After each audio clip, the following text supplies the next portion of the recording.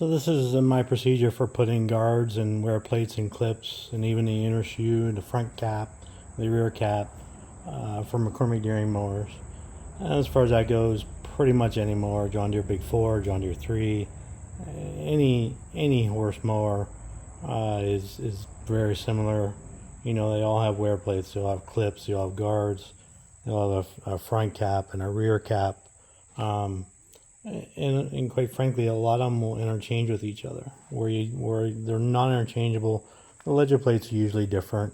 The caps are usually different. Sometimes this spacing is going to be different. Like you can't use International with John Deere and John Deere with International. The whole spacing is different here. But other than that, the principles are all the same. So my procedure for putting guards and adjusting the wear plates and clips are as follows. And basically, everywhere you don't have a clip, you're going to need an 1.5" plow bolt. Everywhere you do have a clip, you basically need 1 3/4" plow bolts. So if I get my guard, and I put them on here like this, and the other thing is, if you use these kind of clips, your first clip is going to have this edge chopped off because your knife head will hit it if you don't. And the same with the outer one, it's going to have the opposite side clipped off because you're going to run out of room with your outer shoe. So basically, it's very straightforward to this point. What I like to use is a flange nut, and it's just, you know, it's just kind of got serrations on it to help keep it from backing out. And these are 7/16 plow bolts, and therefore 7/16 nuts. Now I'm blessed, you know, I have a lot of cast offs like this where, you know, we had to buy longer knives than we needed. So I have quite a few ends like this, or I did have. So I put that in there like that. And I'm gonna make sure that's not gonna clamp down. So I put that in there like that, and all the wear plates are back as far as they will go towards that edge. So now I bring this in here and I push that knife back. And now what I'm going to do, I'm going to bring this clip up until it hits the back edge of the knife. And then you have to be careful. You just screw one of these down, tighten one of these down just a little bit. And there you can see it move.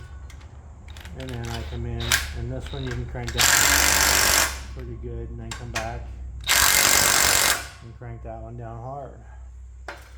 Now, this bar is fairly unique because most bars are going to have a countersink. Everywhere there's not a clip, like here, there's going to be a countersunk hole. And this bar actually has no countersink anywhere.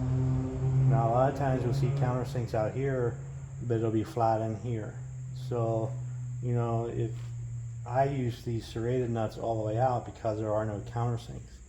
If you have countersunk holes, you'll need a nut like that. It's basically a lug nut with a taper on it, and that's what you would put everywhere you have a countersink. And so the same with this inner hole. Like this inner hole, there's no countersink, and this one does have a countersink. So at this point, this hole, all the other bolts will come up through. This hole, the bolt goes down through. So this bar would get the plow bolt, but this bar is getting a carriage bolt. And the other thing I wanted to talk about, depending where you're at in the country, different places, like I think down in Kentucky, down south, a couple places, they like 3 stub guards. Here in Pennsylvania, it's 1 stub guard. Now unfortunately, the place I used to get my stub guards, they quit making them. So right now I'm in between stub guards. My solution to that is basically take a regular guard, cut it in half, and then cut the top off, and that's basically going to be my stub guard. And there's no reason that that's not going to work. In fact, I probably won't even look for another one because I'm actually kind of happy with that idea. So that's my stub guard for your inner shoe, or for right next to the inner shoe. But let's get back to this. I guess I didn't finish this. Of course, I did finish that. So now, what I want to do,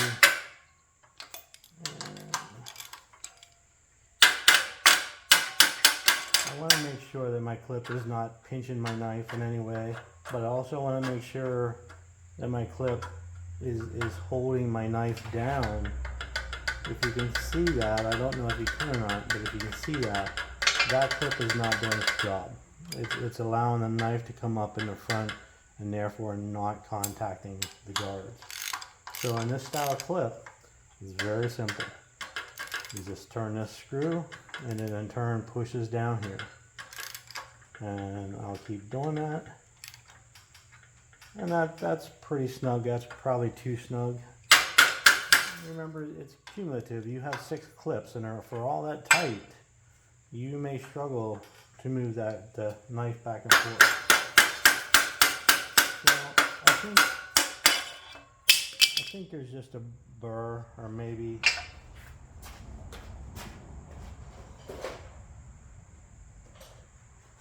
now. If you buy these clips from me, I usually do this before I ship them out. But you need to raise these tabs up because it actually pinches the knife. So if for some reason, if you buy them somewhere else, you can take a chisel and just pry it on there, and that will lift that tab up away from your knife.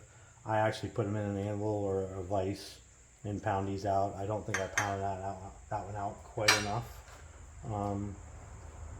So that would be my way that I adjust the clips. All the wear plates all the way back. I push the knife back against the wear plate, and then I bring the clip forward to contact the knife. And that way the knife can't go back and start rubbing into this. You know, you got 2 surfaces there for wear instead of just the one. And again, this is my stub guard that I'm using at the moment. There is a triangular one out there with a ledger plate.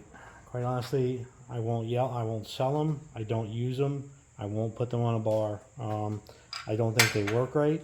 I know other shops use them, and I don't know how they're getting away with it, but they are. In fact, I've talked to people and they don't have a problem with them. I just don't care for them. So next, we're going to work on your front knife cap and your rear knife cap. So first comes a wear plate. And again, every mower is going to have this same kind of setup. So I know from experience I need around 3 shims.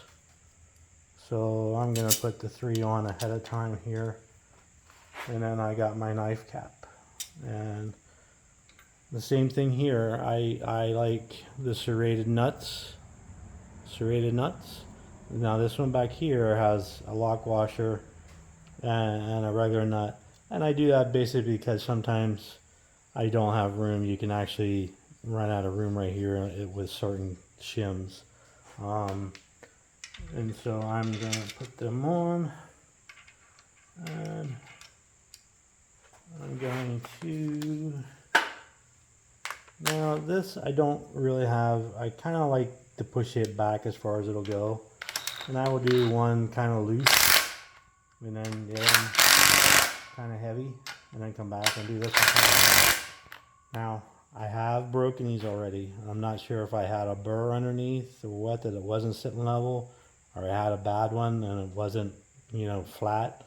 But anyway, when I cranked these down, it actually broke right around the nut. That's not a good feeling. You know, it's like throwing $15 out the door, or now they're probably 20.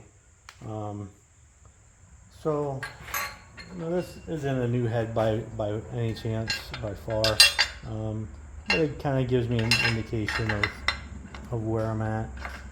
And I'm considering I really can't pick it up right now. I'm probably going to have another shim. I'm not sure yet. But that's a good starting point. Now, these here are very special bolts, and a lot of guys really get wound up over them. But basically, if you take a plow bolt and just shave off a flat and a flat, That's all you have to do. It's that simple. You know, I stressed over them for a long time too, because you try and provide what people think they want. And so, yeah, I mean, I look for them and look for them, and you just can't find them. Now, again, I know from experience, if I put a couple washers in here, it usually works really well. Those are 5/16 washers on 3/8 bolts. And so I'll put my cap on. And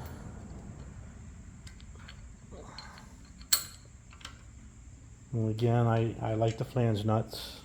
So I've over the years, and I'm talking a lot of years, I've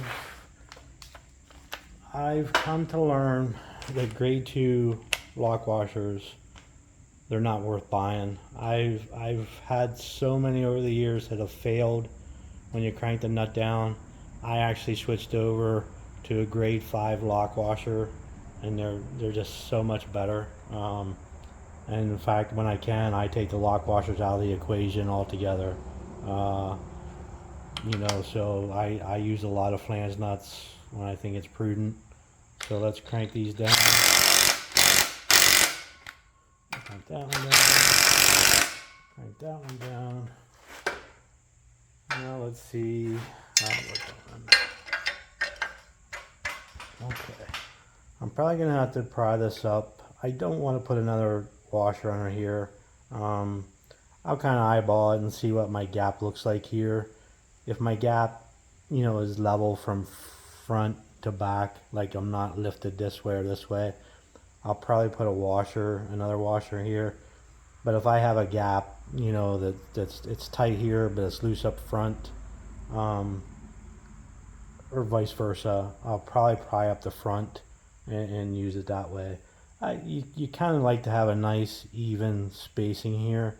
It's actually kind of hard to do this. I don't really care for this design, but I mean it's what they use. It's kind of what everybody uses.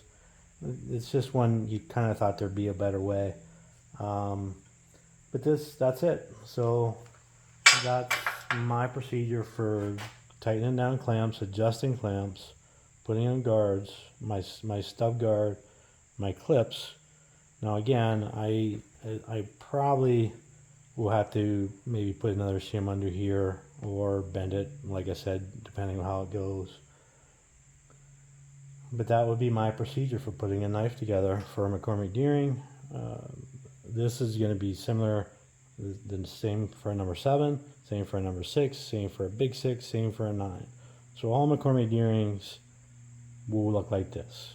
John Deere's going to be the same principle. Really basically the same principle all the way across. Same guards, actually. You can use the same knife, different ledger plate, different style of front cap. And John Deere has a little heavier cap back here, and they only have 2 bolts instead of 3.